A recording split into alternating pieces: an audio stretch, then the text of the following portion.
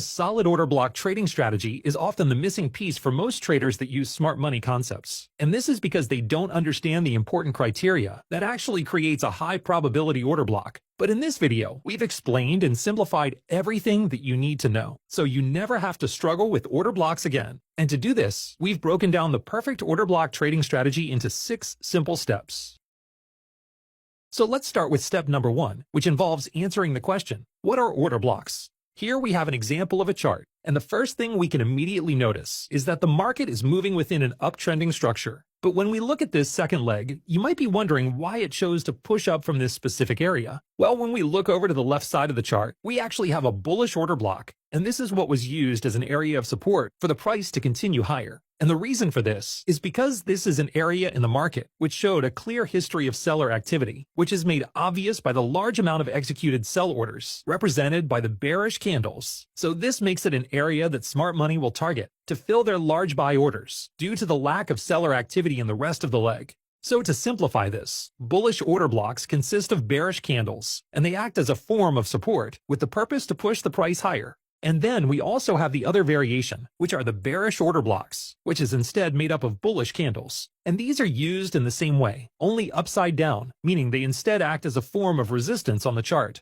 But this is only the very basics, because where most traders go wrong is failing to actually understand the further market structure that needs to be present in order to correctly validate an order block. But we have a few pieces of criteria that makes this very simple. The first thing to understand is that there isn't a specific number of candles that can make up an order block. So to give an example for this, here on the left, we have an order block that is made up of 4 candles, and then on the right side, we have another order block that consists of just one single candle. Both of these are valid order blocks, and this is because it doesn't matter how long it takes for an order block to be created. The only variable that changes from the different number of candles between these two bullish order blocks is the time that the sellers were in control for. The next thing we need to cover is something you might have already noticed, which is that when we mark out our order blocks, we choose to use the candles' bodies instead of the wicks. So using this 4-candle order block as an example, the order block spans from the first candle's opening price to the last candle's closing price. And the same rule applies if it was just a single candle order block, but it would just be from the opening price to the closing price of just one candle.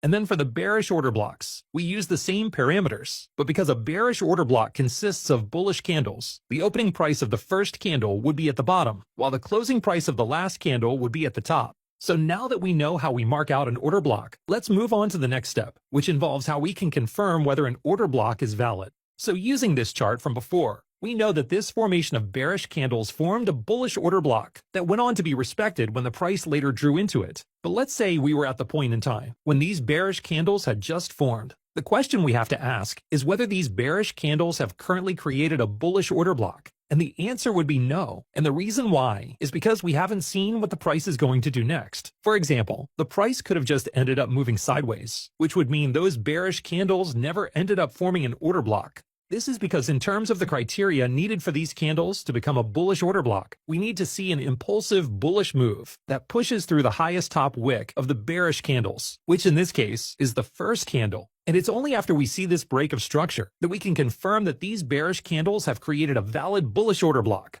So to give another example for this, here we have 4 bearish candles that have the potential to become a bullish order block, but this time the highest top wick is found in the third candle. So this would mean in order to confirm this as a valid bullish order block, it would have to break through the high of the third bearish candle. And then as for bearish order blocks, we are looking for the same break of structure, but it's instead upside down, meaning we are looking to see a break of the lowest bottom wick found in these bullish candles in order to confirm the bearish order block is valid. So now with this knowledge, let's break down where we would find the next order block within the rest of this chart structure. So we first have this bullish impulsive move, which was then followed by 2 bearish candles. And these 2 bearish candles had the potential to become another bullish order block. But as we can see, the following bullish move failed to push up and break the high before the price then fell back down, which means that the candles never managed to create a bullish order block. But when we look at the next bearish candle, we can see that this single candle actually did create an order block because the high of the candle was clearly broken during the bullish move that followed.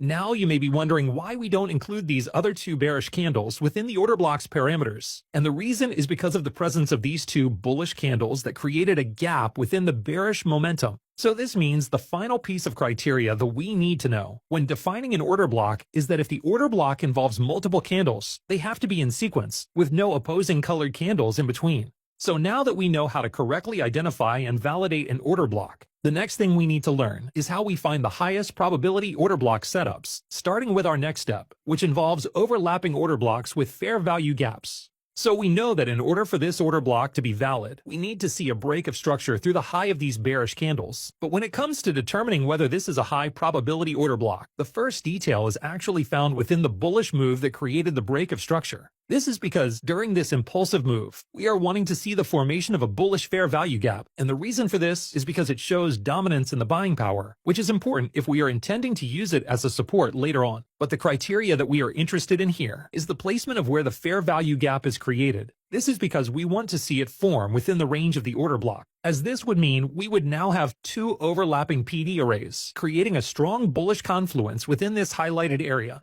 And then here we have another example of a bullish order block, which also happened to create a fair value gap in the following bullish move. But the difference here is that the fair value gap was created after the price had already moved out of the range of the order block, which means in this case, we wouldn't consider this a high probability order block because it's lacking the confluence with the fair value gap, which means only one of these PD arrays can be targeted instead of the combination of the two together. And then we have one more example here, and this time we can see that the impulsive move failed to make any form of fair value gap at all. This shows a weakness in the bullish momentum, meaning this also wouldn't be considered a high probability order block. So to summarize this, when a fair value gap forms in the move that created an order block, it creates confluence between the PD arrays, which strengthens the order block setup. But it's important that the fair value gap actually overlaps with the order block, because this creates a golden zone of support that we can target. But remember, if the fair value gap fails to form within the order block area, or it fails to create a fair value gap at all, we wouldn't consider it a high probability order block.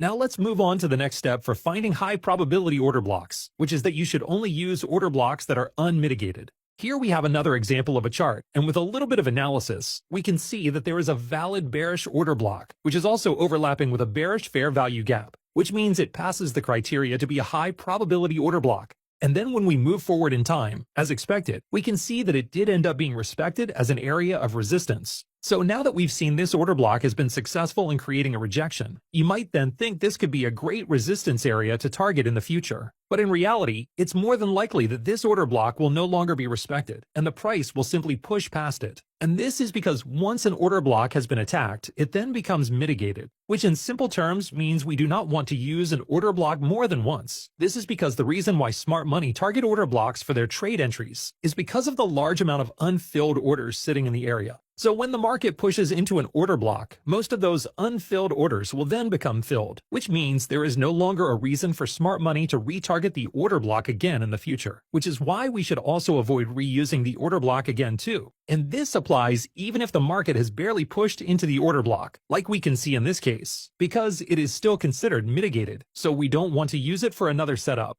And then another small tip worth mentioning here is that when we draw out the range of an order block, the 50% mid-level of the order block is an important level to pay attention to. This is because in terms of a bearish order block like this one here, the area below the 50% mid-level is typically the most concentrated point of rejection, because this is where we would find the most orders being placed. But this doesn't mean the order block will fail if the price were to dip into the upper half. The lower half is just considered a stronger area, especially if the fair value gap is also positioned in this part of the range. And then for the context of bullish order blocks, this would obviously be the other way round, meaning the stronger half of the order block would be the upper half. But it's important to emphasize that this doesn't mean the other half of an order block isn't relevant. It's just a helpful tip to be aware of when planning your setups. So now moving on to the next step, we have another crucial piece of criteria for finding high probability order blocks, which is how we should only use order blocks that were created from a previous PD array. Here we have a new chart, and the first thing we should immediately notice is that the market has created a liquidity sweep from this previous swing high. And we can confirm this sweep with this change of character that was created during the bearish pullback that followed.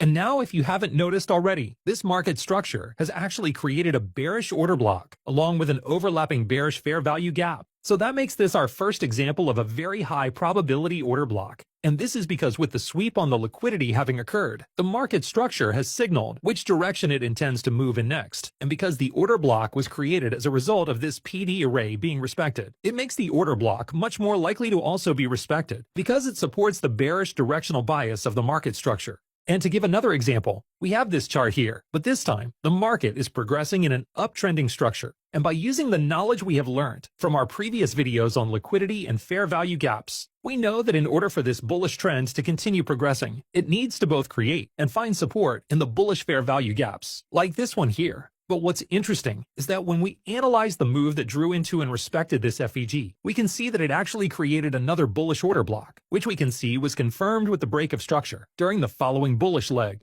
So this is our next example of a high probability order block because it was created in the move that respected another PD array, which in this case was a bullish fair value gap. And going back to how we mentioned that the market wants to target fair value gaps to use as support during trending phases, we can see that an overlapping bullish fair value gap was created within the order block, making this a strong support that was then used to create the next leg up. So the takeaway here is that you should only be targeting order blocks that are created by another PD array. For example, this could be a sweep on liquidity, a fair value gap, or even another order block, because this not only makes sure that the order block is following the correct order flow, but it also strengthens any other PD array that it overlaps with. And this moves us on to the next step, which is that you should only trade order blocks that align with the higher time frame market structure. Here we have a 15-minute chart, and within the market structure, we can identify two separate valid order blocks, and each have also formed their own individual fair value gaps. But the issue here is that one of them is bullish, whilst the other is bearish, which means they are conflicting in their directional bias. And it's this type of scenario where a lot of traders become confused about which PD array is more likely to be respected. So this gives us a great example as to why we must always use top-down analysis. Because when we zoom out onto the 4-hour time frame to look at the larger market structure, we can actually see that the price action is currently in the process of playing out a typical market maker sell model. This is because we have a liquidity sweep at the top of the chart, which is then followed by a change of character, suggesting that the directional bias has now switched to bearish.